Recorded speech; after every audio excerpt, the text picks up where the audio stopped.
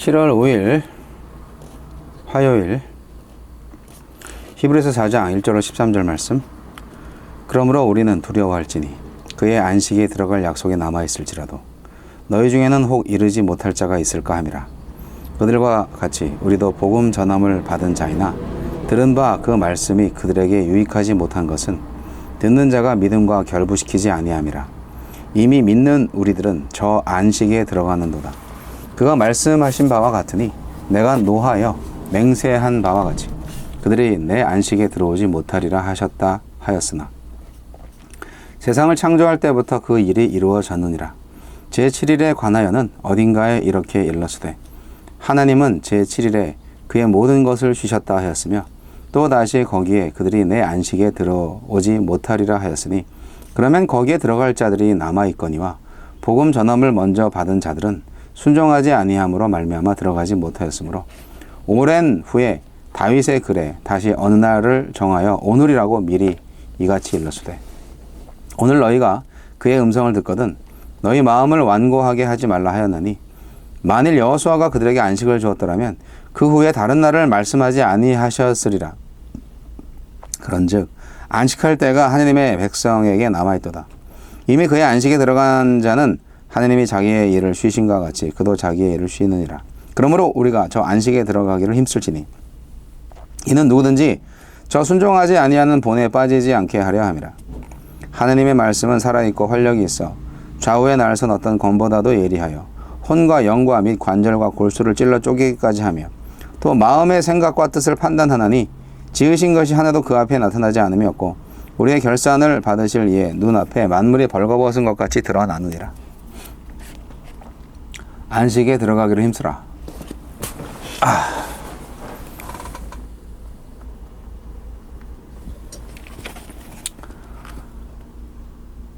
히브리서 저자는 시편 95편을 이용해 하나님의 안식에 들어갈 약속이 남아있음을 강조하며 안식에 들어가기를 힘쓰라고 권면합니다.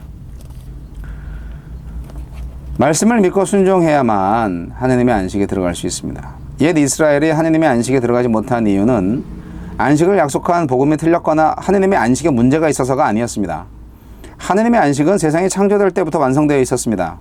그런데도 이스라엘이 안식에 들어가지 못한 이유는 복음을 듣고도 믿음과 결부시키지 않았기 때문이고 복음에 순종하지 않았기 때문입니다. 그들의 불신과 불순종에도 불구하고 하나님은 안식의 문을 닫지 않으셨습니다. 복음을 믿고 순종하는 사람들이 들어올 수 있도록 열어두셨습니다. 안식이 요원해 보이고 그리로 가는 길이 험난할지라도 애굽으로 돌아가자 했던 옛 이스라엘처럼 되지 말고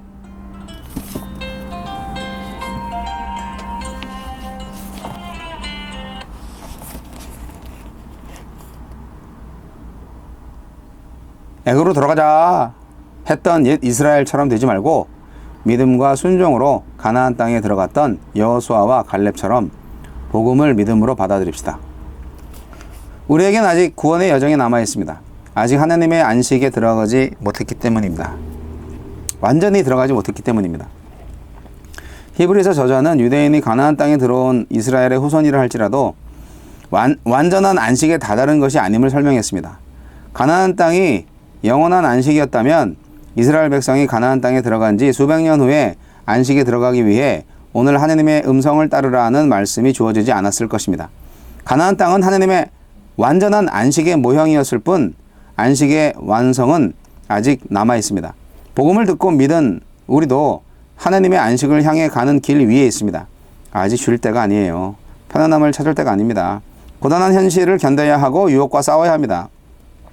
이미 구원받았다는 생각으로 믿음의 걸음을 멈추고 현실에 안주하고 있지 않습니까? 아직 더 가야 합니다. 남아있는 안식을 바라보며 다시 일어나 나갑시다. 안식에 들어가기 위해 힘써 말씀 앞에 자기를 세워야 합니다. 말씀 앞에 서지 않으면 믿음이 있다고 순종하고 있다고 착각하지 싶습니다. 말씀은 해부하는 칼처럼 우리의 속을 적나라하게 드러내며 티 없는 거울처럼 우리의 민낯을 고스란히 보여줍니다. 아프고 불편하더라도 매일 말씀 앞에 서서 말씀으로 내 삶을 고치고 조정해야 합니다.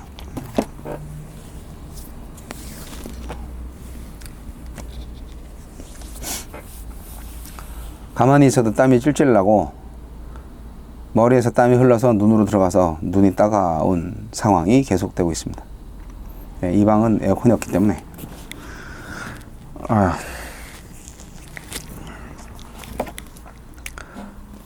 네, 아주 여름이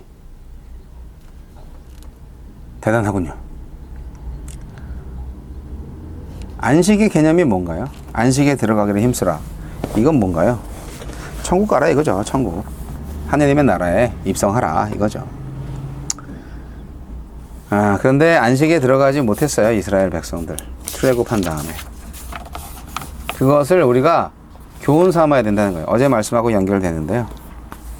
히브리서 말씀을 그 중요한 성경 구절만 많이 보지 히브리서 전체를 본 적이 그렇게 많이 없으실 거예요. 근데 전체를 보면 뭐랄까 하나님께서 히브리인들에게 이렇게 구원의 길을 열어주셨구나 하는 것을 볼 수가 있습니다. 유대인들이 얼마나 힘들었을까 라는 생각도 하게 됩니다.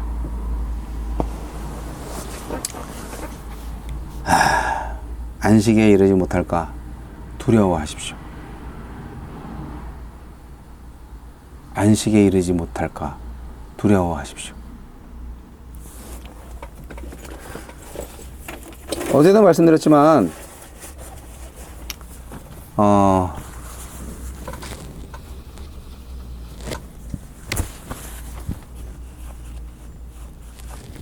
구원이요. 한 번 구원이 영원한 구원이 아니에요. 내가 하나님의 나라에 가기까지 변함없는 믿음을 가지고 있어야 구원이 되는 거예요. 한번 예수를 구주로 영접합니다. 아멘. 그거 한 번 했다고 아무 문제 없이 구원 받는 게 아니에요. 천국 가는 게 아니에요. 그 믿음의 고백이 정말 진실하고 그 믿음의 고백대로 삶을 살아내는 모습으로 끝까지 갈 때 구원을 받을 수 있는 거죠. 그러니까 구원을 완성시킬 수 있는 거죠. 그걸 어떻게 아느냐? 그래서 구원의 확신이 있냐 했을 때 왜 있죠? 구원의 확신이 있어요. 내가 하나님과의 항상 교통함을 통하여서 죄 많이 졌는데 내가 구원 못 받으면 어떡하지? 이러한 불안함이 있을 수 있지만 말씀이 증거가 되기 때문에 구원은 받는다. 네, 그런 확신이 있을 수 있어요. 그런데 구원의 완성에 대한 부분 잠깐 헷갈릴 수도 있어요. 맨날 죽어서 천당 가는 게 구원이라고 생각하는 분들이 대부분 아직 많기 때문에 구원의 완성은 예수가 되는 거예요. 예수가 되는 거예요. 완벽한 인간이시면서 동시에 하나님이셨던 예수 그리스도, 우리가 예수가 되는 거예요. 그게 구원의 완성이에요. 근데 그렇게 되지 않는다면 하나님의 심판을 피할 수가 없어요. 하나님은 우리를 그 마지막 날에 다 행위를 따라서 심판하실 겁니다. 그 행위가 어떤 행위였는지, 하나님께 불순종했던 모든 행위들 다 심판을 받았죠. 이스라엘 백성들 광야에서 하나님을 안 믿었어요. 그 기적을 다 체험하고 나서 말씀에 순종하지 않았습니다. 마음이 완고해져 가지고 그냥 하나님의 말씀을 듣기를 거부했어요. 여러분, 구원과 안식의 약속은 분명 하나님의 거룩한 약속입니다. 하나님은 이스라엘 백성들이 아주 엉망진창으로 해도 하나님은 그 약속을 지키셨습니다.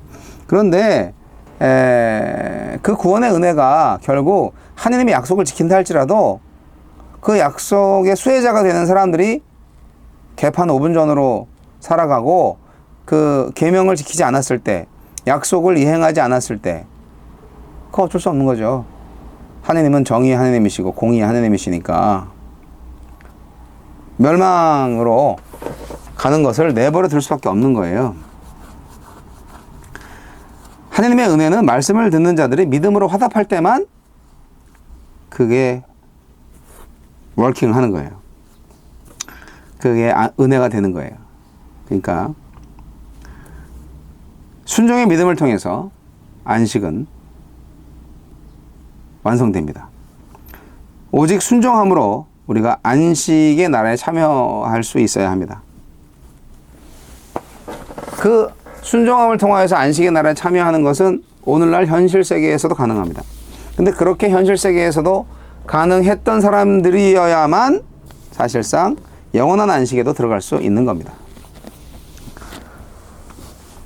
그래서 사실 죽기 전에 예수님 영접기도 하고 돌아가신 분들, 글쎄 정말 천국 갔을까?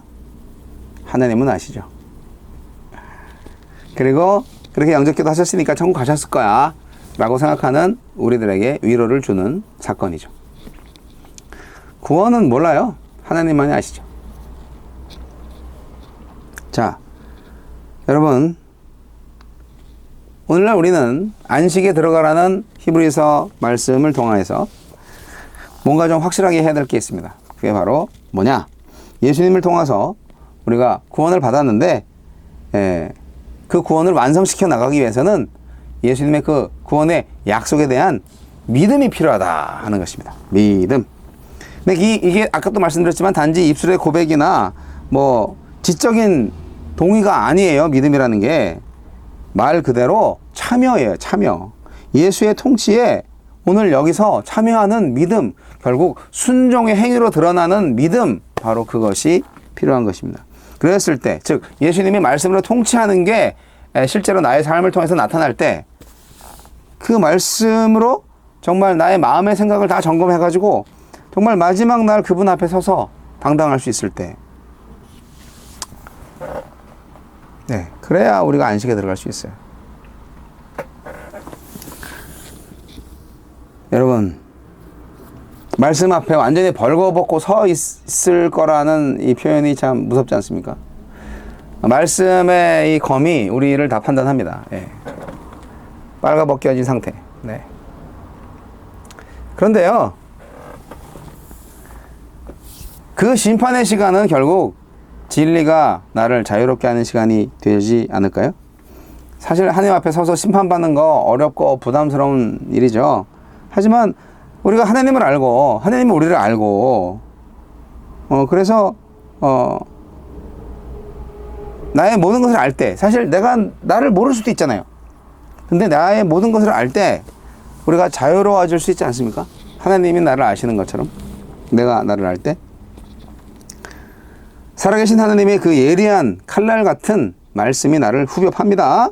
날마다 내 생각과 뜻을 조절합니다. 조정하고 막 그렇게 휘어짜요. 그런데 거기에 순종으로 화답한다면 그거 얼마나 좋겠습니까? 그런 일은 없겠죠. 그런 좋은 일은 없겠죠. 그보다 더 좋은 일은 없겠죠. 예, 말이 잘못 나왔어요. 여러분, 잠재의식 속에 우리가 짓는 죄들이 있는데요, 오직 믿음으로만 그것을 극복할 수 있습니다. 나의 잠재의식까지 숨김없이 드러낼 수 있는, 정말 투명하게 살 수 있는 그리스도인이 되시길 바랍니다. 마지막 날에 그분 앞에 정말 내 삶을 결산하는 날에 하나님의 영원한 안식에 참여할 수 있는 사람이 되보자고요. 어떻게 되냐고요? 말씀의 순종, 그것밖에 없습니다. 말씀 앞에 나를 하나님께 드리세요. 예, 그것밖에 없어요. 순종입니다. 순종. 지적인 동의나 뭐 그런 거 아니고 그 약속에 대한 믿음인데, 믿음은 순종의 행위로 나타난다. 순종의 행위로 나타나는 믿음, 그것이 우리를 자유롭게 하고 그것이 우리를 영원한 안식으로 인도한다. 정리되셨죠? 네, 히브리서 재밌다니까요. 네, 다른 성경 같으세요? 이제까지 속아 오셨다면 제대로 보십시오. 히브리서 재밌습니다.